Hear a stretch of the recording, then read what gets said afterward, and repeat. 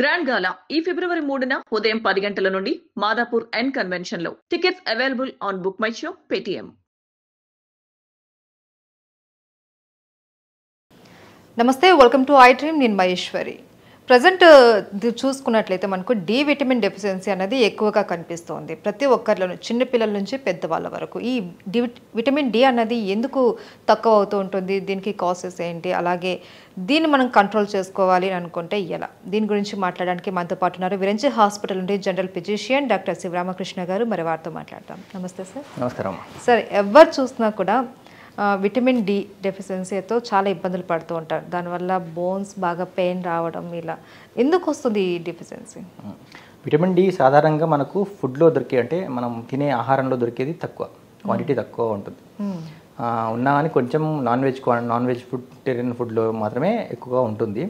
అది కూడా మనం తీసుకోవాల్సిన క్వాంటిటీ చాలా ఎక్కువగా ఉంటుంది అన్నట్టు. అంటే మనకు డెఫిషియన్సీ రాకుండా, లోపం రాకుండా కాపాడుకోవాలంటే మనం తీసుకోవాల్సిన మోతాదు చాలా ఎక్కువగా ఉంటుంది. అంత తీసుకున్నా కానీ సరిపోదు. సో మనకు సహజంగా విటమిన్ డి మనకు బాడీకి దొరికే పద్ధతి ఏంటంటే సూర్యరశ్మి, సన్లైట్. సో సన్లైట్ మన బాడీ మీద, చర్మం మీద పడినప్పుడు డైరెక్ట్ కాంటాక్ట్ ఉండాలి. మళ్ళీ క్లోత్స్ వేసుకొని సన్లోకి తిరిగి నాకు విటమిన్ డి రాలేదు అనకూడదు. So sunlight direct skin exposure కావాలి. సో స్కిన్ మీద పడినప్పుడు బాడీలో ఉండే కొలెస్ట్రాల్, మన బాడీలో ఉండే కొలెస్ట్రాల్, కొన్ని రకాల కొలెస్ట్రాల్ మార్పు చెందుతుంది, విటమిన్ డిగా మార్పు చెందుతుంది. సో సహజంగా మనకు దొరికే విటమిన్లో vitamin D is one of them. So కాబట్టి మనకు సూర్యునికి ఎంత ఎక్స్పోజ్ అవుతే అంత విటమిన్ డి ఎక్కువగా దొరుకుతుంది మనకు. అంతే తప్ప మనం ఎక్కువసేపు ఎండలో ఉంటున్నామండి, మరి విటమిన్ డి ఎక్కువ అయిపోయి టాక్సిటీ ఎలా వస్తుందంటే అలా ఉండదు. మనకి ఎంత కావాలో అంత తయారు చేసుకుంటుంది. ఓకే, అలా. అయితే సన్కి ఎక్కువ ఎక్స్పోజ్ అవ్వాలి అని అంటూ ఉంటారు కదా. కొంతమంది ఓన్లీ మార్నింగ్ అవర్స్లో మాత్రమే ఈ డి విటమిన్ వస్తుంది, లేదంటే ఈవినింగ్ సన్కి మాత్రమే డి విటమిన్ ఉంటుంది అనేసి పర్టికులర్గా ఒక టైం చెప్తూ ఉంటారు. అంటే ఆ టైం అనేది ఉంటుందా, లేకపోతే ఎనీ టైం మనకి ఎప్పుడు టైం కుదిరినప్పుడు అప్పుడు మనం ఎక్స్పోజ్ అయితే సరిపోతుంది? టైం అనేది ఉంటుంది, పక్కా ఉంటుంది. కాకపోతే ఇదివరకు లాగా కొన్ని అపోహలు ఉన్నాయి. ఏంటంటే morning sunlight, evening sunlight, morning టైంలో తిరిగితేనే ఉంటుంది అని కొన్ని అపోహలు ఉన్నాయి. అయితే ఈ మధ్యకాలంలో రీసెర్చ్ బాగా జరిగింది దాని మీద. అయితే మార్నింగ్ సన్లైట్కి ఎక్స్పోజ్ అయిన వాళ్ళలో కానీ, ఈవినింగ్ సన్లైట్ ఎక్స్పోజ్ అయిన వాళ్ళలో కూడా విటమిన్ డి డెఫిషియన్సీ అనేది ఉంటుంది. సో దానికి కారణం ఏంటని చెక్ చేశారు. అయితే సన్లైట్ ఎప్పుడైతే మనకు డైరెక్ట్గా పర్పెండిక్యులర్గా పడుతుందో, అంటే మధ్యాహ్నం టైంలో సన్లైట్, సో 11 o'clock నుంచి 3 o'clock వరకు ఉండే సన్లైట్, ఏ సూర్యరశ్మి అయితే మనకు బాడీ మీద పడుతుందో ఆ సన్లైట్ ద్వారానే మనకు విటమిన్ డి వస్తుందని నిర్ధారణ అయింది. సో మధ్యాహ్నం పూట తలిగే సూర్యరశ్మి కంపల్సరీ అవసరం. సో ఎండాకాలంలో అయితే కష్టం. అట్లీస్ట్ చలికాలంలో, వర్షాకాలంలో అట్లీస్ట్ సన్ ఉన్నప్పుడు బయట తిరగడము, బయట ఎండకి ఎక్స్పోజ్ అవ్వడం మంచి పద్ధతి. అయితే ఈ మధ్యకాలంలో ఏంటంటే అందరూ ఆఫీసులు, ఇళ్లలో ఉండడము, పనుల్లో బిజీ ఉంటారు, సన్కి బయటికి రారు, వచ్చినా కానీ అన్నీ కప్పేసుకుంటారు, క్యాప్స్ పెట్టుకుంటారు. సన్లైట్ ఎక్స్పోజర్ అనేది ఉండదు. దానివల్ల విటమిన్ డి డెఫిషియన్సీ ఉంటుంది.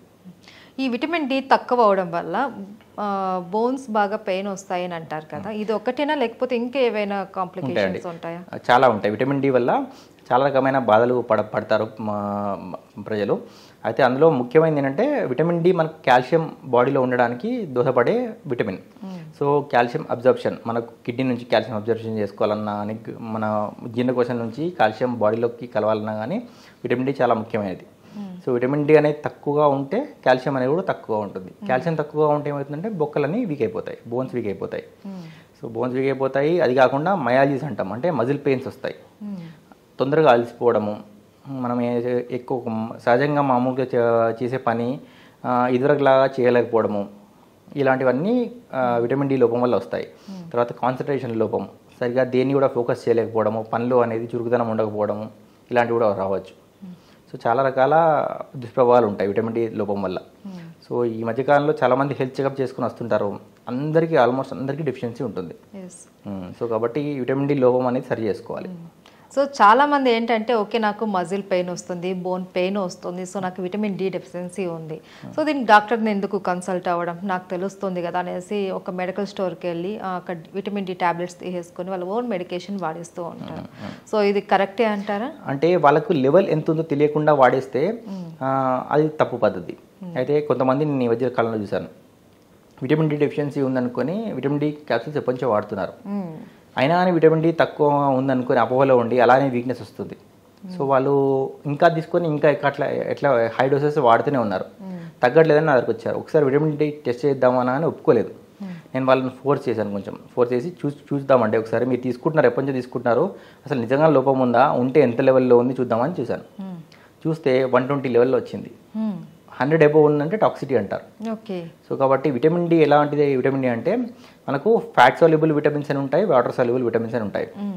ADEK అనేటివి ఫ్యాట్ సాల్యుబుల్ విటమిన్స్. అవి మన బాడీలో ఒక మోతాదు మించి బాడీలో ఉంటే అంత తొందరగా బాడీ నుంచి వెళ్ళిపోదు. ఓకే. సో వాటి లోపం వస్తే కరెక్ట్ సర్జరీ చేసుకోవాలి, కరెక్టే. కానీ ఎక్కువ తీసుకుంటే టాక్సిటీ వచ్చేస్తుంది. B complex vitamins water soluble vitamins. So అవి ఎక్కువ మోతాదులో ఉన్నా కానీ యూరిన్ ద్వారా వెళ్ళిపోతాయి, చెమట ద్వారా యూరిన్ ద్వారా వెళ్ళిపోతాయి. సో బాడీలో ఎంత అవసరమో అంతే ఉంచుకుంటాయి. సో వాటి నుంచి టాక్సిటీ రాదు బి కాంప్లెక్స్ విటమిన్స్ ద్వారా. సో బి కాంప్లెక్స్ విటమిన్స్ ఎక్కువ మోతాదులో తీసుకున్నా ఏం కాదు, కానీ ఈ ADEK అనే విటమిన్స్ మాత్రం ఎక్కువ మోతాదులో తీసుకోకూడదు. సో ఆ పేషెంట్కి ఎక్కువ అయ్యి అట్లాంటి సిమ్టమ్స్ వస్తున్నాయి. అంటే ఎలాంటి సిమ్టమ్స్? మళ్ళీ సేమ్ సిమ్టమ్స్ ఉంటాయి, ఆల్మోస్ట్ సేమ్. బోన్ పెయిన్స్ ఉంటాయి, మజిల్ వీక్నెస్ ఉంటుంది, హెడేక్ ఉంటుంది, బ్లరింగ్ ఆఫ్ విజన్ కూడా ఉంటుంది, కళ్ళు కనబడవు సరిగా. సో ఇలాంటివి ఉంటాయి. సో వాళ్ళకి వెంటనే విటమిన్ డి ఆపేయమని చెప్పేసి వాళ్ళను కొంచెం కౌన్సిలింగ్ చేసి నీళ్ళు ఎక్కువ తాగమని చెప్పి అలా చేస్తే వితిన్ ఒక 2-3 వీక్స్లో బెటర్ అయ్యారు. They actually thank me. So vitamin D ఎక్కువైనా ప్రాబ్లమే, తక్కువైనా ప్రాబ్లమే. డాక్టర్ పర్యవేక్షణలో మనము ఏ లెవెల్లో ఉంది అన్నది చూసి మనం టాబ్లెట్స్ టెస్ట్ చేయించుకుంటే బెటర్. ఒకవేళ మనము టెస్ట్ చేయించుకోకుండా నేను వాడాలనుకుంటున్నాను అంటే డైలీ అలవెన్స్ అని ఒకటి ఉంటుంది. అంటే మనకి రికమెండెడ్ డైలీ అలవెన్స్ అని ప్రతి విటమిన్కి ఒక లెవెల్ ఉంటుంది. సో దానికి సంబంధించిన డైలీ టాబ్లెట్స్ కూడా ఉంటాయి. ఇప్పుడు మనకు high dose of vitamin D యూజువల్గా వన్స్ వీక్ ఇస్తాం, అది కూడా ఎక్కువ రోజు ఇవ్వం. 8 వీక్స్ ఇస్తాం, లేకపోతే అంతకంటే ఎక్కువ ఉంటే 12 వీక్స్ ఇస్తాం మ్యాక్సిమం. ఇచ్చి దాని తర్వాత డైలీ మెయింటెనెన్స్ లాగా పెడతాం. సో మీకు లెవెల్ తెలియకపోతే డైలీ మెయింటెనెన్స్ లెవెల్ వాడండి, ఒకసారి డాక్టర్ సంప్రదించండి, దాన్ని బట్టి మనకు తెలుస్తుంది ఎక్కడ ఉన్నాం మనం అని. అండ్ కొంతమంది సార్ ఒక ఏజ్ రాగానే మల్టీవిటమిన్స్ వాడేస్తూ ఉంటారు. డైలీ ఒకటి వాడితే దాంతో ఏమి ఇబ్బంది లేదు అనేసి వాళ్ళే రెగ్యులర్గా డాక్టర్ ఏం కన్సల్ట్ అవ్వరు. ఈ మల్టీవిటమిన్ టాబ్లెట్ ఏమైనా ఎఫెక్ట్ చూపిస్తుందా? మల్టీవిటమిన్లో కూడా మనకు ADEK అనే విటమిన్స్ ఉన్నాయనుకోండి, ఎక్కువ మోతాదులో ఉన్నాయి, ఆల్రెడీ ఆ పర్సన్కి ఒకవేళ ఆ విటమిన్స్ లెవెల్స్ ఎక్కువగా ఉన్నాయి అనుకోండి, ఈ మల్టీవిటమిన్ తీసుకోవడం వల్ల దుష్ప్రభావాలు ఉండే అవకాశం ఉంది. సో బి కాంప్లెక్స్ విటమిన్స్ అని సపరేట్ దొరుకుతాయి. అంటే బి కాంప్లెక్స్ అట్లాంటివి వాటర్ సాల్యుబుల్ విటమిన్స్ కాబట్టి వాటితో ఇబ్బంది లేదు, రోజు ఒకటి తీసుకున్నా ఏం కాదు. కానీ ఈ ADEK అనే విటమిన్స్ హై డోస్ ఎక్కువ ఉన్నాయి అనుకోండి, ఆల్రెడీ టాక్సిక్ లెవెల్స్లో ఉన్నాయి, మనకు బాడీలో ఎక్కువ మోతాదులో ఉంది అని అంటే దానికి తోడుగా ఇది తీసుకోవడం మంచిది కాదు. సో కాంపోజిషన్ కూడా చూసుకోవడం ఇంపార్టెంట్. మల్టీవిటమిన్ ఏది దొరికితే అది తీసుకోవడం కంటే డాక్టర్ని సంప్రదించి తీసుకోవడం బెటర్ మల్టీవిటమిన్లో కూడా. అయితే విటమిన్ డి మనకు తక్కువైనప్పుడు ఇప్పుడు నాకు అవసరం, ప్రజెంట్ నేను బాగా పెయిన్ భరించలేకపోతున్నాను, ఇప్పుడు నేను డాక్టర్ పర్యవేక్షణ ఒక విటమిన్ డి టాబ్లెట్ నేను వాడుతూ ఉన్నాను. సో ఇలా మెడికేషన్తోనే మనకు విటమిన్ని ఇంప్రూవ్ చేసుకోవాలా, లేకపోతే ఇది ఒక పర్సంటేజ్ వరకే మనకి యూజ్ అవుతుందా? ఫర్దర్గా మనం దాన్ని ఇంకా డెవలప్ చేసుకోవాలి అని అనుకుంటే ఎలాంటి ఫుడ్ మనం తీసుకోవాలి? అయితే విటమిన్ డిలో కూడా 3 రకాలు ఉన్నాయి. మైల్డ్, మోడరేట్, సివియర్ డెఫిషియన్సీ ఉంది. సో లెవెల్ ఇస్తారు, 20 to 30 మైల్డ్ అంటాము, 10 to 20 మధ్యలో మోడరేట్ అంటాము, less than 10 సివియర్ అంటాం. సో సివియర్ డెఫిషియన్సీ ఉన్న వాళ్ళలో సిమ్టమ్స్ బాగా ఎక్కువగా ఉంటే దాన్ని తొందరగా రిప్లేస్ చేయడానికి ఇంజెక్షన్స్ రూపంలో కూడా విటమిన్ డి తీసుకోవచ్చు. కాకపోతే ఒకటే ఇంజెక్షన్, ఓన్లీ 1 స్టాట్ ఇస్తాము, ఇస్తే తొందరగా రికవర్ అవుతుంది. మెయింటెనెన్స్ లాగా మనం వాడుకోవచ్చు మళ్ళీ విటమిన్ డి, డైలీ అలవెన్స్ లాగా, లేకపోతే వీక్లీ వన్స్ అట్లా షార్ట్ డ్యూరేషన్ వాడుకోవచ్చు. సో ఇది ఓన్లీ మనం లెవెల్ చూసిన తర్వాత ఇవ్వాలి, అంతే తప్ప ఇది చెప్పానని చెప్పేసి విటమిన్ డి ఇంజెక్షన్ తీసేసుకుంటే టాక్సిటీకి వెళ్ళిపోతారు. సో అలాంటి తప్పులు చేయకూడదు. ఇంకోటి ఫుడ్లో అన్నారు, ఫుడ్లో అంటే విటమిన్ డి ఉండేదే తక్కువ ఫుడ్లో. ప్లాంట్ సోర్సెస్లో కూడా కొన్నిట్లో ఉంటుంది, కాకపోతే మనకు దొరికేది తక్కువ మోతాదు.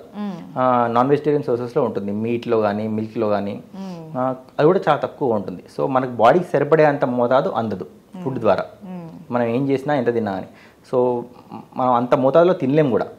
సో కాబట్టి ఖచ్చితంగా సన్లైట్ కానీ ఎక్స్పోజర్ అనేది ఇంపార్టెంట్. ఇప్పుడు తప్పనిసరి పరిస్థితి అయ్యి సన్లైట్కి ఎక్స్పోజ్ కాలేని పరిస్థితి ఉంటే విటమిన్ డి సప్లిమెంట్ తీసుకోవడం బెటర్, అది కూడా డాక్టర్ పర్యవేక్షణలో.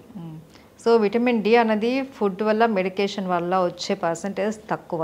మెడికేషన్ వల్ల ఓకే వస్తుంది, మెడికేషన్ బట్ సన్ నుండి వచ్చేది మాత్రం మనకు పర్మనెంట్ అనేది సన్ నుంచి న్యాచురల్ గా వస్తుంది, మెడికేషన్ ద్వారా కూడా వస్తుంది, కానీ ఫుడ్ ద్వారానే వస్తుంది అనుకోవడం తప్పు. Right. Okay, thank you sir. D vitamin డెఫిషియన్సీకి కారణాలు ఏంటి అండ్ అలాగే దాన్ని మనం ఎలా పెంచుకోవాలి అంటే ఎక్కువైతే ఇలాంటి దుష్ప్రభావాలు వస్తాయి అనే విషయాలు తెలియజేస్తారు. Thank you so much.